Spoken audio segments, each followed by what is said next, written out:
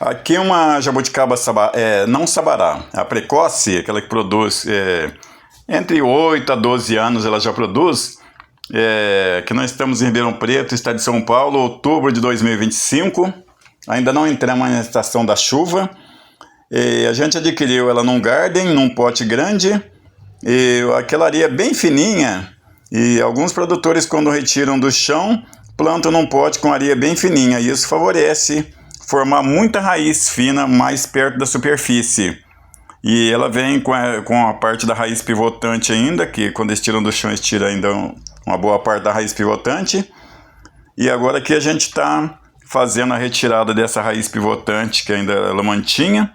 E esse procedimento a gente pode fazer sem medo, porque ela tem bastante raiz mais superficial, raízes finas que vão alimentar a planta. E para fazer isso, a gente sempre faz na estação da seca, e a planta não pode estar com brotação nova. Se ela tiver com brotação nova é crucial. Ela pode sofrer muito e brotar muito irregular, além da perda de seiva, que é muito.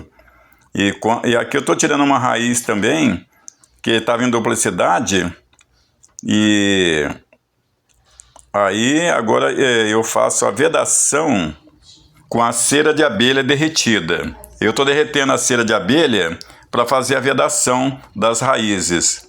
E a vantagem da cera de abelha sobre a pasta cicatrizante é que ela seca na hora, ela veda mesmo.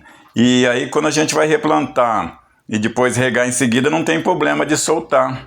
E já a pasta cicatrizante acaba soltando uma parte.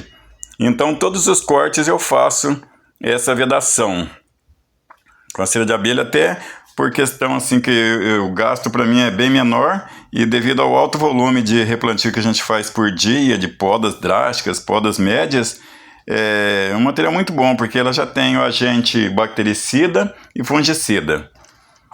E aqui, a terra do bonsai, eu tenho a minha terra granulada, então eu ponho uma parte de terra granulada, 2 partes de casca de pinos, 1 ou 2 partes de areia grossa sem o pó, e uma parte do caco de telha. Agora, quem não tem a terra granulada, eu acho muito interessante a terra granulada da minha terra vermelha, porque ela é rica em minerais. Mas aí a pessoa, não tendo ela, pode usar um composto orgânico farelado, que não tenha pó. E um composto orgânico, até alguns produtores usam para fazer para bonsai, usando esse composto orgânico, só ele, porque ele tem vários componentes nele. Tem restos vegetais curtidos, casca de pinos curtida, carvão e restos vegetais. Agora aqui eu já estou plantando ela direto num vaso, porque ela já tem a brotação depois do tronco principal, a brotação secundária, os galhos secundários. Agora os galhos terciários, depois as outras gerações de galhos e bifurcações, vão formando aqui. Se fosse uma poda drástica, eu voltaria a mantê-la num pote, numa bacia de média profundidade, para crescer à vontade e depois ir fechando as cicatrizes. Mas aqui não tem necessidade disso. E agora aqui eu já estou plantando ela, a gente faz a desfolha, plantando ela no vaso.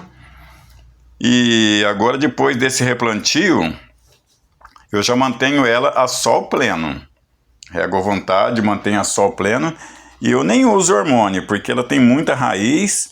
E a minha terra é uma terra boa, é uma terra bem composta, rica em minerais e tudo.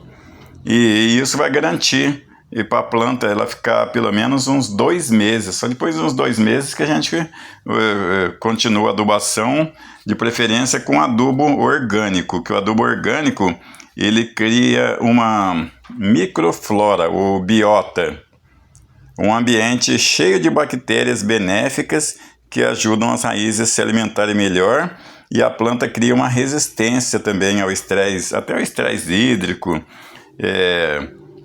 patógenos, a planta fica mais fortalecida. Então eu acho que essa aula eu expliquei tudo que deveria falar sobre não foi uma poda drástica, um corte médio que eu fiz na jabuticaba, que agora ela já tá no vaso. Agora é só questão de brotar. vai ficar sol pleno, para nascer folhagem mais compacta, entre nós mais curtos, e isso é muito bom. Vai ser fica uma planta forte, a gente usando este método. E vale a pena cultivar a jabuticaba, que todo bonsaísta tem não só uma, mas várias nas suas coleções de bonsai.